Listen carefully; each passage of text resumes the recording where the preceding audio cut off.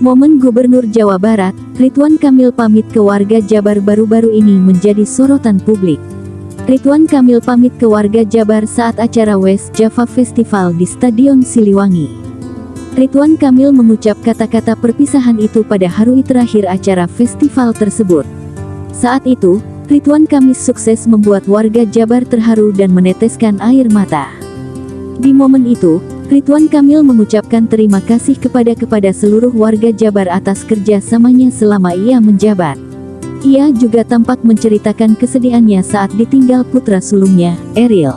Dalam 5 tahun, saya terdiam sejenak, saya ditinggalkan anak lelaki saya.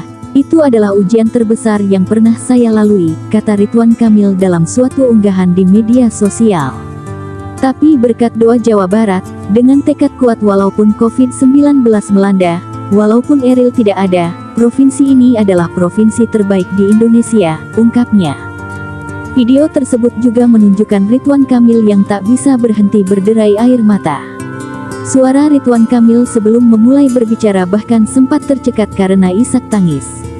Tapi berkat doa Jawa Barat, dengan tekad kuat walaupun COVID-19 melanda, walaupun Eril tidak ada, provinsi ini adalah provinsi terbaik di Indonesia, ungkapnya.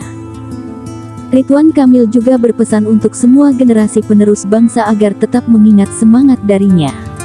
Tolong ingat semangat ini. Kalau kamu benci pada kebodohan, kalau kamu benci pada korupsi, kalau kamu benci pada ketidakadilan, pesan Ridwan Kamil. Jadilah kamu semua generasi yang turun tangan seperti saya. Jangan jadi generasi yang hanya tunjuk-tunjuk tangan, atau generasi yang lepas tangan, pungkasnya.